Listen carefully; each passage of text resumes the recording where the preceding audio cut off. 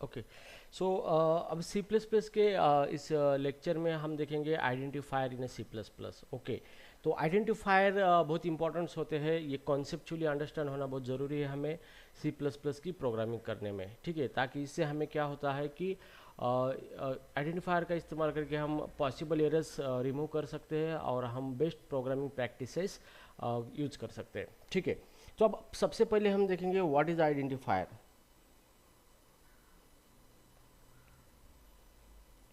What is identifier, ठीक है। तो आपको सबसे पहले व्हाट इज़ ये कॉन्सेप्ट पता होना ज़रूरी है। तो here identifier, identifier is a name given to identify C++ programming entities, ठीक है। तो आइडेंटिफायर का सिंपली मीनिंग ये होता है कि आइडेंटिफायर मतलब एक नेम होता है, ठीक है। तो सी प्लस प्लस प्रोग्राम के अंदर जो भी चीज़ हम बनाते हैं उसको हमें आइडेंटिफाई करने के लिए हम उसको एक नेम देते हैं, उसी को आइडेंटिफायर बोलते हैं, ठीक है। अब यहाँ पे C plus plus programming entity का मतलब क्या होता है। C plus plus program entity, अभी C plus plus programming entity का मतलब ये होता है कि आप नेम देते हो, किस किस को नेम देते हो, जैसे कि वेरिएबल है। तो सी प्लस प्लस के अंदर एक वेरिएबल कॉन्सेप्ट है जो हम अभी आगे देखेंगे। तो वेरिएबल हम बनाते हैं तो उसको भी एक नेम दिया जाता है, तो उस नेम को आइडेंटिफायर कहा जाता है। उसके बाद है सी प्लस प्लस के अंदर फंक्शंस होते हैं, हम फंक्शंस बनाते हैं तो फंक्शन को भी एक नेम दिया जाता है, उसी को आइडेंटिफायर कहा जाता है, ठीक है। नाउ उसके बाद है सी प्लस प्लस के अंदर क्लास होते हैं, हम क्लास बनाते हैं क्लास, तो क्लास को भी एक नेम देने की आवश्यकता होती है, तो उस नेम को भी क्या कहा जाता है, आइडेंटिफायर कहा जाता है, ठीक है। उसके बाद सी प्लस प्लस के अंदर हम मॉड्यूल बनाते हैं, ठीक है। तो उसको भी हमें क्या करता है, नाम देने की ज़रूरत पड़ती है, तो उसी को भी आइडेंटिफायर कहा जाता है। उसके बाद सी प्लस प्लस के अंदर हमारे स्ट्रक्ट होता है, स्ट्रक्ट को भी हमें नाम देने की ज़रूरत होती है, इसलिए उसी को भी हम आइडेंटिफायर कहते हैं, ठीक है। उसके बाद नंबर 6 है यहाँ पे any any user define entity, ठीक है। सर तुम्ही स्क्रीन शेअर केली नाही का? ओ शिट, शेअर नाही झाली का? नाही ना, दिसत अरे नाही मग कुठे. सांगायचं ना आधीच, इतक्या वेळ मी म्हणजे. नाही, मला वाटलं माझाच इश्यू आहे. ओके, सो हियर आता दिसते का स्क्रीन? हो sir. Okay, so right now here identifier का यहाँ पे मीनिंग है identify the name given to identify C plus program entity. तो हम एक नेम देते हैं आइडेंटिफाई करने के लिए, हमें प्रोग्राम के अंदर हम यूज़ करते हैं वेरिएबल को आइडेंटिफाई करने के लिए नेम देते हैं, फंक्शन यूज़ करते हैं, फंक्शन को आइडेंटिफाई करने के लिए नेम देते हैं, क्लास मॉड्यूल स्ट्रक्ट और एनी यूज़र डिफाइन एंटिटी, मतलब हम खुद बनाते हैं उसको और नाम देते हैं, ऐसी जो भी चीज़ होती है सी प्लस प्लस के अंदर उसको हम आइडेंटिफायर कहते हैं, ठीक है। तो ये चीज़ आपको ध्यान में रखना है, ये आपको इंटरव्यू में भी पूछा जा सकता है, ठीक है। तो यहाँ पे नोट,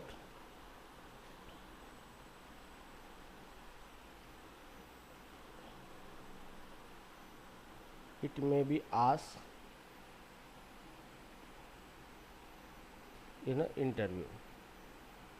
इंटरव्यू एंड एग्जामिनेशन, जो भी है आपका एग्जामिनेशन, ओके। तो आपको ये पूछा जा सकता है, तो ये इंपॉर्टेंट कॉन्सेप्ट है, ठीक है। अब यहाँ पे हम देखेंगे आइडेंटिफायर के रूल्स, कि आइडेंटिफायर जो होता है ये मतलब हम नाम देते हैं सी प्लस प्लस के किसी भी एंटिटी को आइडेंटिफाई करने के लिए। अब नाम देना है तो कुछ भी नाम नहीं दे सकते, उसके भी कुछ रूल्स होते हैं, तो उसी रूल के अकॉर्डिंग हमें नाम देना होता है, ठीक है। तो इसलिए यहाँ पे कहा जाता है rules of identifier,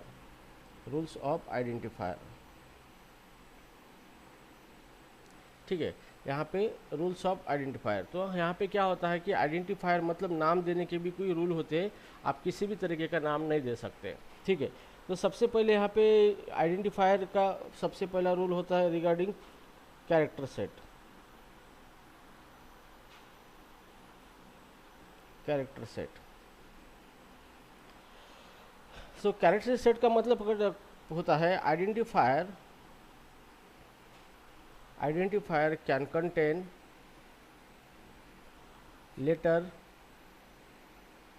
letters both uppercase and lowercase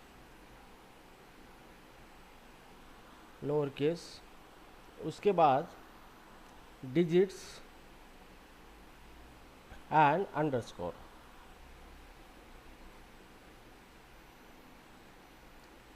इस तरीके से, ठीक है। तो यहाँ पे आइडेंटिफायर जो भी होता है उसका जो कैरेक्टर सेट होता है, मतलब आप किस टाइप के कैरेक्टर यूज कर सकते हो नाम देने के लिए, ठीक है।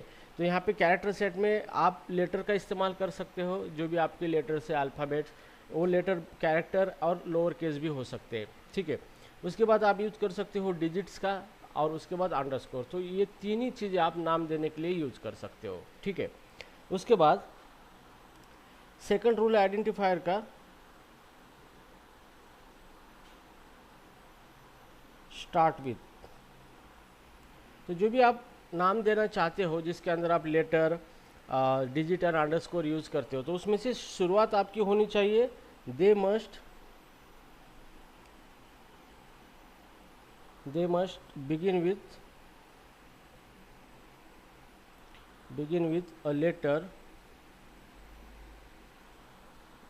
a letter that will be uppercase or lowercase or an underscore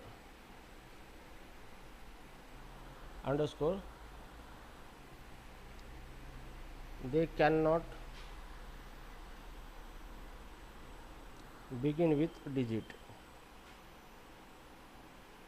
ठीक है। तो यहाँ पे जो भी आप कैरेक्टर यूज करना चाहते हो नाम देने के लिए, आइडेंटिफायर आइडेंटिफाई करने के लिए जो भी नाम देना चाहते हो, तो नाम देने के लिए आपकी शुरुआत होनी चाहिए लेटर से या फिर अंडरस्कोर से, आप डिजिट से शुरुआत नहीं कर सकते, ठीक है।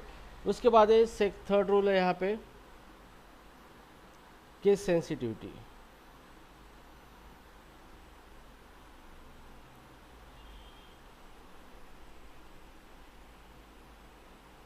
Case sensitivity identifier in a C++ are case sensitive।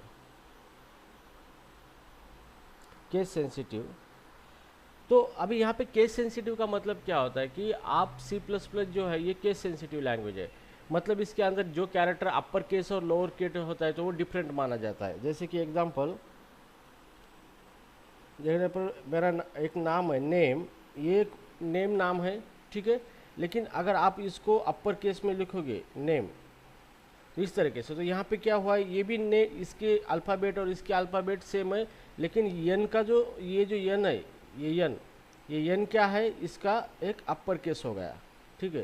तो इसका मतलब क्या हो गया, बोथ आर डिफरेंट, मतलब केस सेंसिटिव।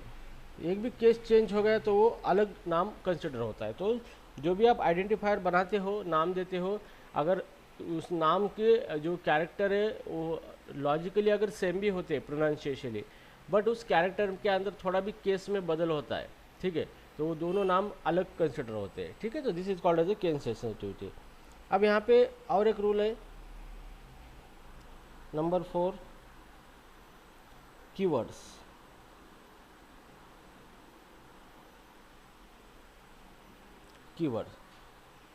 तो आप C+ जो भी नाम देना चाहते हैं आप ये कीवर्ड का इस्तेमाल नहीं कर सकते। So you can not use keywords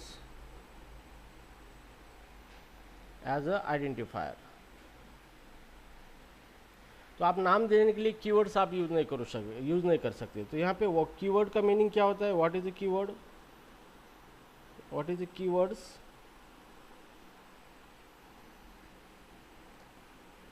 it is a language reserve words।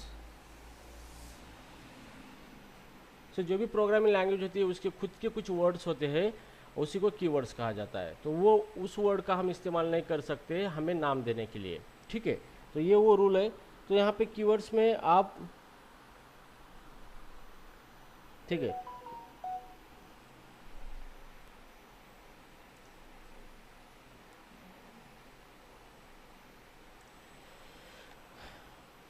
Okay. So now this is called as a keyword. जैसे कि एग्जांपल में लैंग्वेज के अंदर कुछ कीवर्ड्स होते हैं, जैसे कीवर्ड्स इंट होता है, फॉर होता है, इफ होता है, रिटर्न होता है।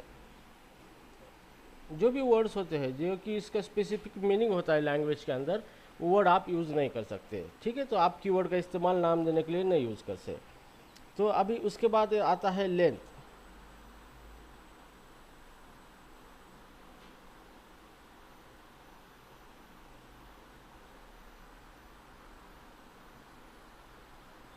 ठीक है। सो जो लेंथ जो है, तो नाम की कितनी लेंथ होनी चाहिए, जो भी नाम आप रखना चाहते हो वेरिएबल का, फंक्शन का, तो उसकी लेंथ कितनी होनी चाहिए। तो यहाँ पे theoretically there is no limit, theoretically there is no limit. तो नाम में कितने कैरेक्टर होनी चाहिए ये अनलिमिटेड आप दे सकते हो, लेकिन एडवाइस ये है आपको, advice keep name short, keep name short and meaningful, ठीक है। तो यहाँ पे आप कितना भी लंबा नेम रख सकते हो, लेकिन उसकी कोई लिमिट नहीं है। लेकिन एडवाइजेबल ये है कि आप जितना अच्छा है उतना शॉर्ट नेम दे दो, और वो मीनिंगफुल होना चाहिए। मतलब उस नाम से हम पहचान सकते कि ये किसके लिए हम आपने ये एंटिटी बनाई हुई है, ठीक है। So these are the rules of identifier, और ये आपको एग्जाम में पूछा जाता है आइडेंटिफायर के रूल्स के बारे में। तो आप ये जो मैंने बोला है ये आप लिख सकते हो एग्ज़ाम के अंदर, ठीक है। तो चलो अभी हम एग्जाम्पल लिखते हैं कि वैलिड आइडेंटिफायर का एग्जाम्पल लिखते हैं। जैसे कि यहाँ पे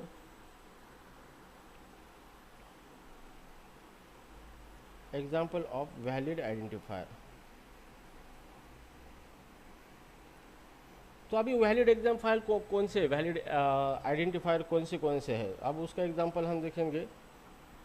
तो यहाँ पे नंबर एक, जैसे कि एग्जाम्पल मैं लिखूँगा, जैसे आपको एक वेरिएबल बनाना है तो आप वेरिएबल का नाम देते हैं। जैसे इसका डेटा टाइप इंटीजर है और वेरिएबल का नाम है नेम, ठीक है। तो ये आपका एक वेरिएबल हो गया। तो ये एक वैलिड आइडेंटिफायर है, क्योंकि इसके अंदर हमने आइडेंटिफायर के सारे रूल यूज़ किए वाले, ठीक है।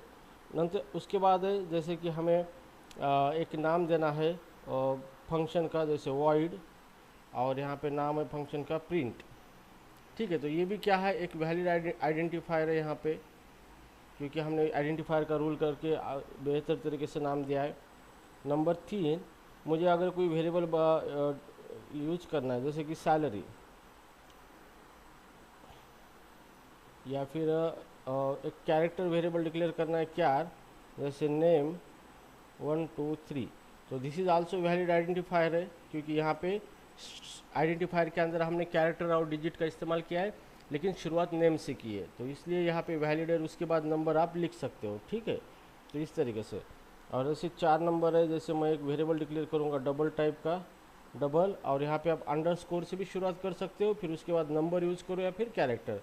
तो मैं 1 2 3 सैलरी, इस तरीके से भी वेरिएबल बना सकता हूँ। तो यहाँ पे सारे क्या है, ये वैलिड एग्जाम्पल है आइडेंटिफायर के। तो यहाँ पे इसमें पूरा आइडेंटिफायर का रूल इस्तेमाल करके हमने नाम दिया है, ठीक है। तो यहाँ पे ये क्या है, ये हमने जो वेरिएबल बनाए हैं इसी को वेरिएबल कहा जाता है। So this is what this is called as a identifier, this is called a identifier.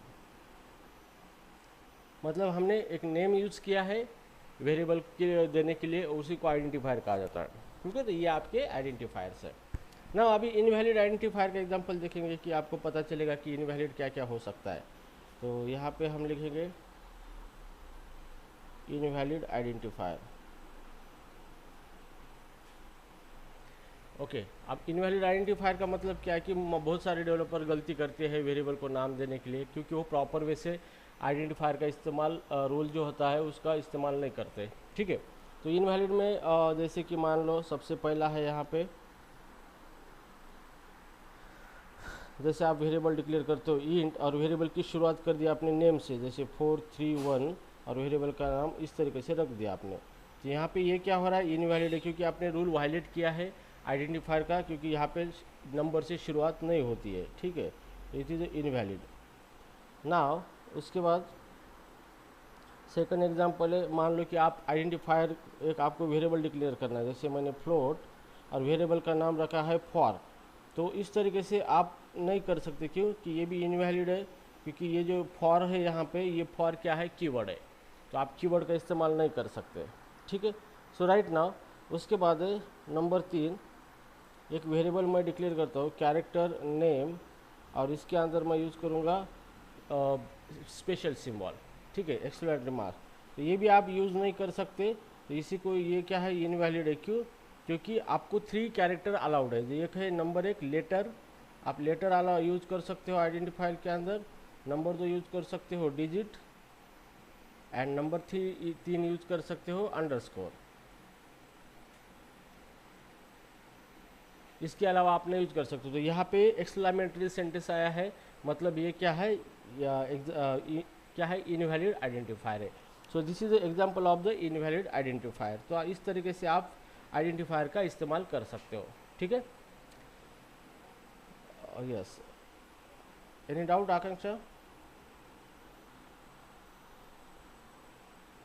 नाही सर. समजतं का सगळं चांगल्या प्रकारे? हो. Okay, good. आता इसके आगे हम थोड़ा सा एडवांस लेवल तक कंसेप्ट पढ़ेंगे सी प्लस प्लस में। नॉर्मली आपको सी प्लस प्लस में ये कॉन्सेप्ट अगर पढ़ते हो तो आगे बहुत आपको हेल्प होती है, ठीक है। तो एडवांस कंसेप्ट में हम थोड़ा सा इंजीनियरिंग लेवल पे इसको पढ़ेंगे। तो अभी यहाँ पे हम देखेंगे बेस्ट प्रैक्टिसेस। अब बेस्ट प्रैक्टिसेस मतलब हम जब भी किसी प्रोजेक्ट पे काम करते हैं तो हमें किस तरीके की प्रैक्टिसेस, मतलब किस तरीके से हमें आइडेंटिफायर का इस्तेमाल करना है, ओके। किस सिनारियो में, किस कॉन्टेक्स्ट में, किस तरीके से हमें आइडेंटिफायर का वो रूल फॉलो करना है, और उसके कौन सी एक बेस्ट प्रैक्टिस है जिसको हम प्रोजेक्ट के अंदर हमें काम करते वक्त अप्लाई करना है, ठीक है। तो यहाँ पे सबसे पहला है डिस्क्रिप्टिव नेम।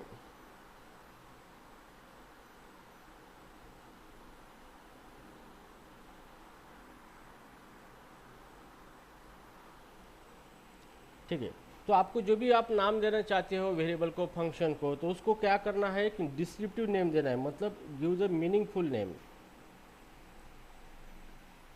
मीनिंगफुल नेम देना है, ताकि हम उस नेम से उस वेरिएबल का पर्पज समझ सकते हैं, ठीक है। टू अंडरस्टैंड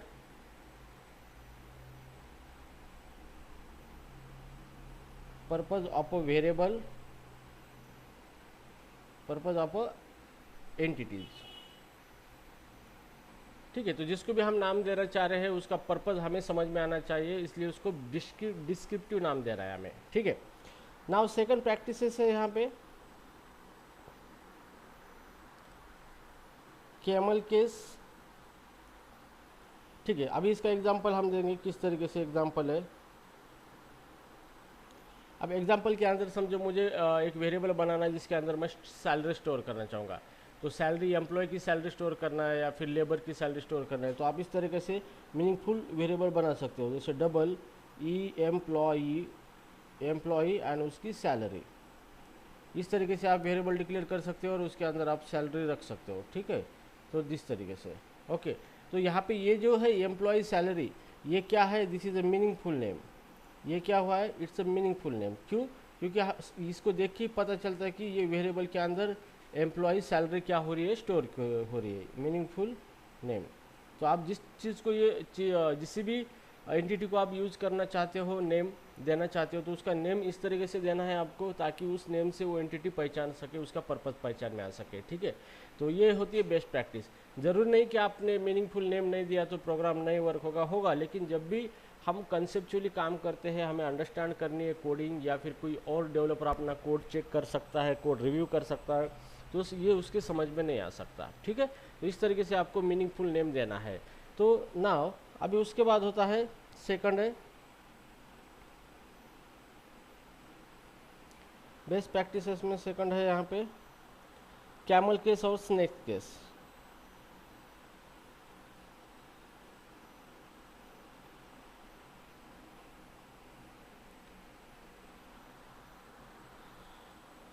ठीक है, तो जब भी आप नाम देना चाहते हो तो वहाँ पे आपको नेमिंग कन्वेंशन फॉलो करना ज़रूरी है, ये एक स्टैंडर्ड होता है, जैसे कि फॉलो नेमिंग कन्वेंशन।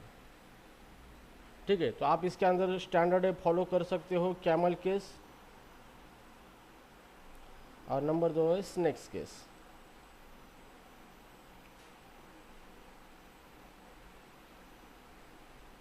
ठीक है, तो ये दो आपको फॉलो करना है, नहीं करोगे तो भी चलेगा, लेकिन ये स्टैंडर्ड है। अभी कैमल केस का मतलब क्या होता है, यहाँ पे नंबर 1 कैमल केस। तो जो भी कैमल केस में आप लिखते हो तो इसमें अंदर क्या होता है कि पहला जो अक्षर होता है आपका, first letter of a variable, first word should be small, should be in a small case और लोअर केस। ठीक है, तो जो भी पहला वर्ड होता है, क्योंकि आपके वेरिएबल के अंदर मल्टीपल वर्ड्स होते हैं, मल्टीपल वर्ड का वेरिएबल होता है मीनिंगफुल नेम देने के लिए, तो जो भी पहला वर्ड होता है वो स्मॉल होना चाहिए, and consecutive word first letter should be capital.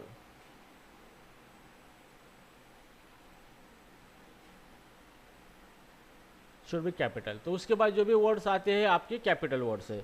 जैसे मान लो कि मुझे क्या करना है, मोबाइल नंबर एक वेरिएबल बनाना है जिसके अंदर मैं मोबाइल नंबर स्टोर करना चाहूँगा। तो यहाँ पे नंबर 1 है एग्जाम्पल के अंदर। अब यहाँ पे दो वर्ड है मेरे, मोबाइल 1 है आणि दूसरा कौन सा वर्ड है, नंबर 1 है। ठीक है, ये 2 वर्ड है, तो इसका मुझे वेरिएबल बनाना है, तो ये 2 ही वर्ड को मैं, ये दोनों भी वर्ड है, इस दोनों वर्ड को क्या कर सकते हैं हम, एक वेरिएबल बना सकते हैं। तो जैसे ये मोबाइल है, इसको क्या करना है, आपको स्मॉल लेटर में लिखना है मोबाइल, और दूसरा जो नंबर है उसका एन पहला कैपिटल लिखना है, और फिर वेरिएबल को इस तरीके से लिखना है। और जैसे यहाँ पे मैं लिखूँगा कैरेक्टर पॉइंटर, ठीक है, सेमीकोलन। तो इस तरीके से क्या होता है, आप ये इसको कहा जाता है camel case, this are the camel case.